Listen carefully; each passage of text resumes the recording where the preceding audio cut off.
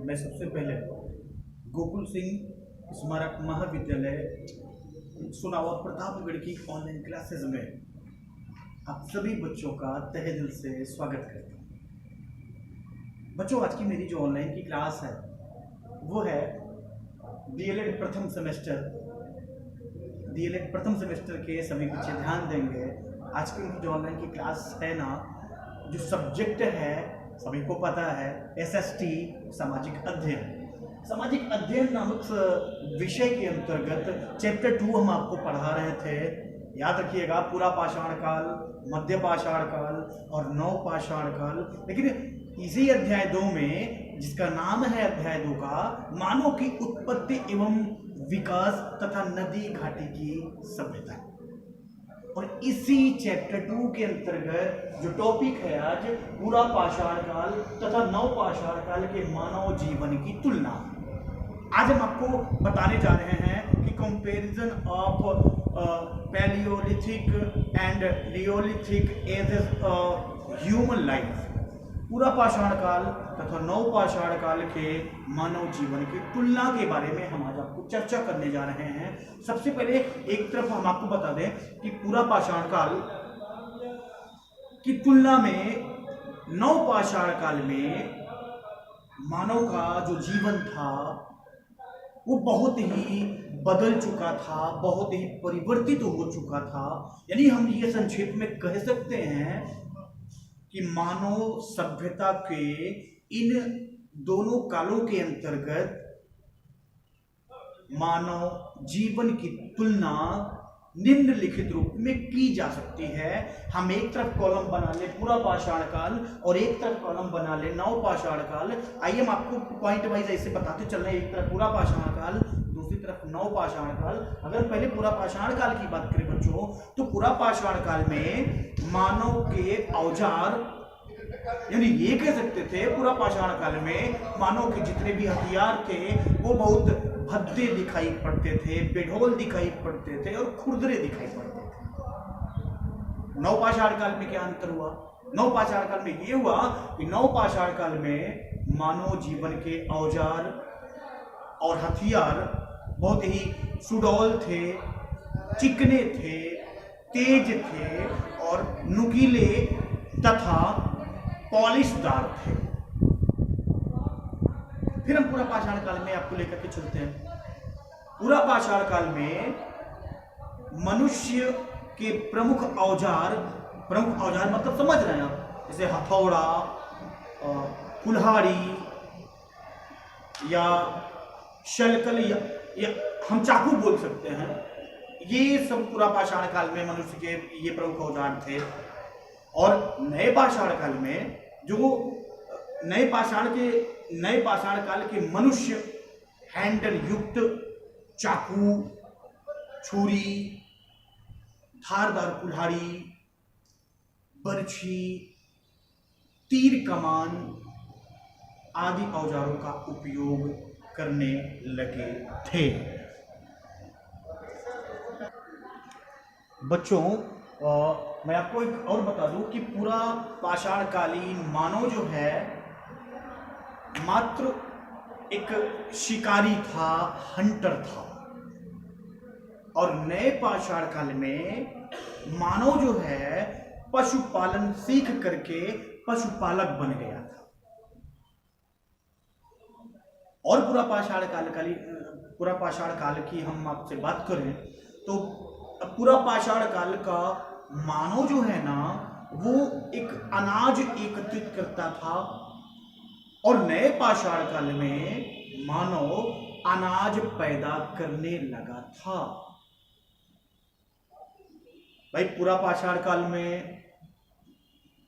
मानव जो है कंदमूल, फल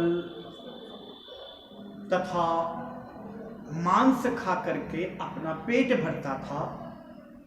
लेकिन नए पाषाण काल में मनुष्य जो है बच्चों, घी, दूध, दही, गेहूं, मक्का, शहद, मांस आदि अनेक प्रकार के खाद्य पदार्थों का अपने भोजन में उपयोग करने लगा था।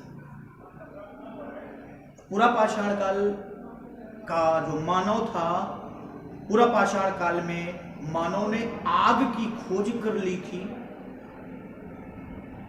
और नए पाषाण काल में मानव ने आग के उपयोग के साथ ही साथ कृषि का आरंभ कर दिया था। यानी कृषि खेती की शुरुआत कर दी थी, और नए पाषाण काल में ही खेती की शुरुआत के साथ साथ ही ना पहिए का आविष्कार भी कर लिया गया था मानव के द्वारा। पूरा पाषाण काल में मनुष्य प्रायः नग्न अवस्था में रहता था, निर्वस्त्र रहता था, बदन पर कोई कपड़े नहीं होते थे, और वो अपना तन, वो अपना बदन, वो अपना शरीर पृथ्वी की छाल से, पत्ते से और पशुओं की खाल से अपना शरीर ढकता था। और नए पाषाण काल में क्या था? नए पाषाण काल में मानव जो है ऊन और सन के बने मोटे मोटे कपड़े पहनने लगे थे। पूरा पाषाण काल में मनुष्य घूमता था, भ्रमण करता था, भ्रमणकारी था, और पैदल ही खरगोशों के समान घूमता रहता था। और नए पाषाण काल में क्या अंतर आ गया? नए पाषाण काल में मनुष्य ने घर बना करके एक स्थान पर रहना सीख लिया था। पूरा पाषाण काल में मानव अपने पूर्वजों की पूजा करता था। हम ये कह सकते हैं कि पूरा पाषाण काल में मानव अपने पूर्वज की पूजा करता था और अपने मृतकों को दफनाता था, और उसका जादू टोना, पुनर्जन्म तथा प्राकृतिक शक्तियों में विश्वास था। और नए पाषाण काल में बच्चों क्या हुआ था? नए पाषाण काल में प्राकृतिक शक्तियों की पूजा, जादू टोनों में विश्वास, मानव व पशु बलि और मृतकों की सामग्रियों को बनाना मनुष्य के धार्मिक जीवन के प्रमुख अंग थे। बच्चों, मैं आपको बता दूं कि पूरा पाषाण काल में मनुष्य के, या ये कह सकते हैं कि पूरा पाषाण काल में मनुष्य में सामुदायिक भावना का जन्म हो चुका था और वह समूहों में रहने लगा था। लेकिन नए पाषाण काल में पितृधान परिवार, याद रखिएगा, नए पाषाण काल में पितृप्रधान परिवार, कबीले, विवाह की जो प्रथा थी, उन सभी का उदय हो चुका था, शुरुआत हो चुकी थी। ये तो हो गया पूरा पाषाण काल तथा नव पाषाण काल के मानव जीवन की तुलना। हम आपको बच्चों नेक्स्ट लेकर के चल रहे हैं ताम्र युग एवं कांस्य युग, यानी तांबा और कांसे का जो युग था, कॉपर ऑब्लिक ब्रोंज एज। अगर हम ताम्र युग और कांस्य की युग की बात करें तो बच्चों याद रखिएगा आप, कांस्य युग उस काल को कहते हैं, ध्यान से सुनिएगा, कांस्य युग उस काल को कहा जाता है जिसमें मनुष्य ने तांबे तथा उसकी रांगे के साथ साथ मिश्रित धातु कांसे का इस्तेमाल किया। और इतिहास में ये युग पाषाण युग तथा लौह युग के बीच में रहता है। याद रखिएगा, इतिहास में ये युग लौह युग और पाषाण काल के बीच में जो युग था, पाषाण युग लौह युग के बीच में ये युग रहता है हमेशा। और पाषाण युग में मनुष्य की किसी भी धातु का खनन कर पाने की असमर्थता थी, और कांस्य युग में लोहे की खोज नहीं हो पाई थी।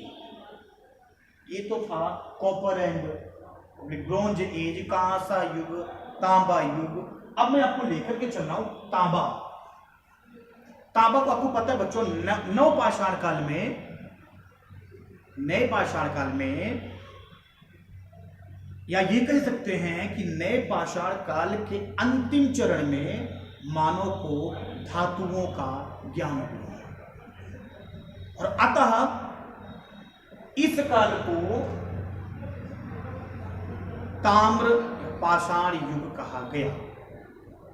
इस युग में मानव ने धातु और पाषाण दोनों के ही उपकरण बनाए, और प्रारंभ में मानव ने, याद रखिएगा, शुरुआत में मानव को उस तांबा अयस्क के विषय में ज्ञान नहीं था, उसकी जानकारी नहीं थी जिसे खदानों से निकाला जाता है। और दूसरी चीज यह है कि वह केवल प्राकृतिक तांबे का उपयोग करता था, जिसे नदियों के तट से जमा किया जाता था। विद्वानों का ये मत है, विद्वानों की ये राय है, विद्वानों का ये कहना है कि सबसे पहले तांबे का उपयोग जो हुआ था वो लगभग 5000 ईसा पूर्व में हुआ था, लगभग 5000 ईसा पूर्व में तांबे का उपयोग हुआ था। और बाद में मानव ने खदानों से अयस्क तांबा निकालना सीख लिया, और तांबे का प्रयोग लगभग 4500 ईसा पूर्व में, याद रखिएगा, 4500 ईसा पूर्व में दक्षिण 4500 ईसा पूर्व में दक्षिणी इराक के सुमेर नामक क्षेत्र से प्रारंभ हुआ। दक्षिणी इराक में एक स्थान था सुमेर, दक्षिणी 4500 4500 ईसा पूर्व में दक्षिणी इराक के सुमेर नामक क्षेत्र से प्रारंभ हुआ। और नेक्स्ट हम लेकर के चलते हैं कांसा। अगर हम कांसे की बात करें आप सभी के साथ,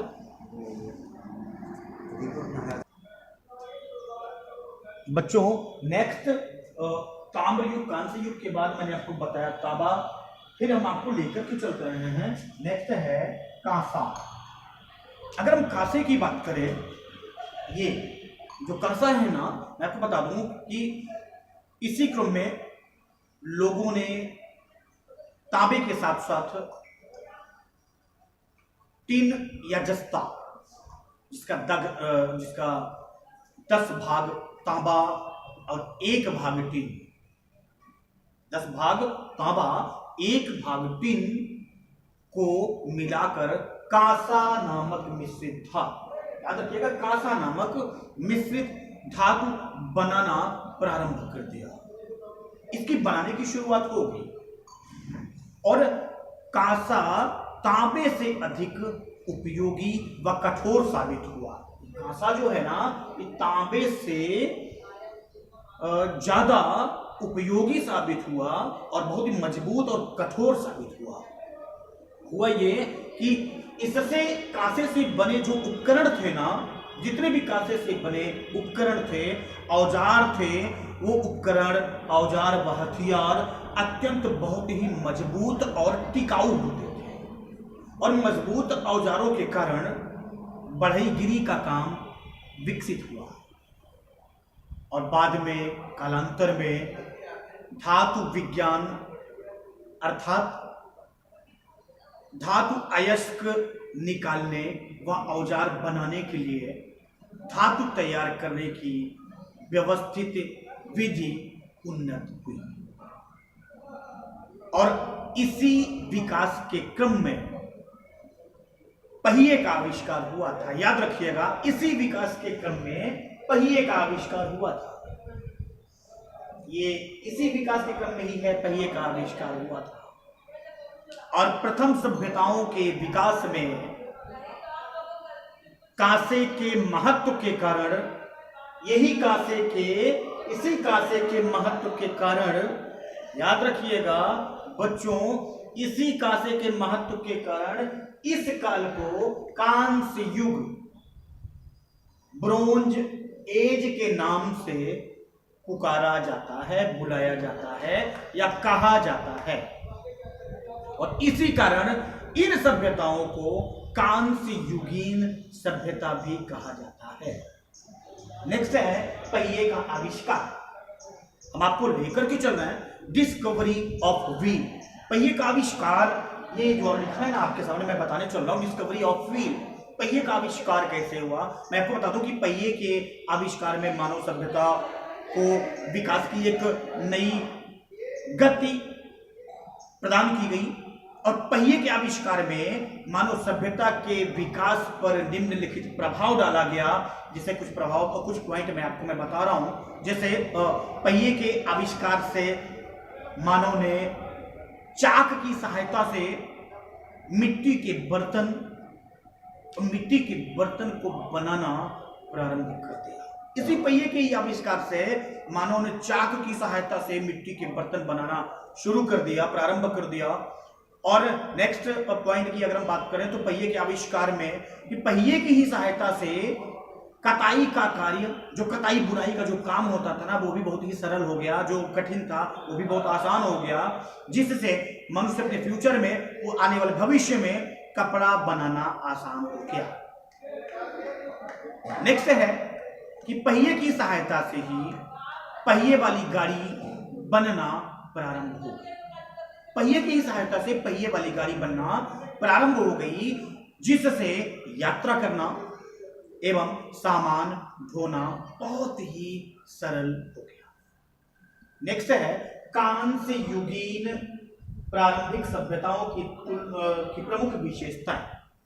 बच्चों मैं बताने चल रहा हूं आपको कि कांस्य युगीन प्रारंभिक सभ्यताओं की जो प्रमुख विशेषताएं, क्या क्या विशेषताएं हैं, मैं आपको बता दूं कि विश्व के प्रत्येक भाग में कांस्य युगीन सभ्यताओं का विकास हुआ। इन सभ्यताओं ने मानव के विकास में महत्वपूर्ण भूमिका निभाई। इन सभ्यताओं का विकास नदियों के किनारे हुआ। कहां हुआ? नदियों के किनारे। ये सभ्यताएं थी, याद रखिएगा, सिंधु घाटी की सभ्यता, सुमेरिया की सभ्यता। आपको पता है सुमेरिया की सभ्यता कहां है? मैं आपको बता दूं, दजला एवं फरात नदियों के बीच, दजला एवं फरात नदियों के बीच सुमेरिया की सभ्यता। और मिस्र की सभ्यता, मिस्र मतलब समझ रहे हैं ना, नील नदी, मिस्र की सभ्यता, इन सभी में भी बहुत सारी विशेषताएं हुई। और इन सभ्यताओं के नदियों के किनारे विकसित होने के जो कारण थे वो निम्नलिखित थे। कुछ पॉइंट मैं आपको बता रहा हूं।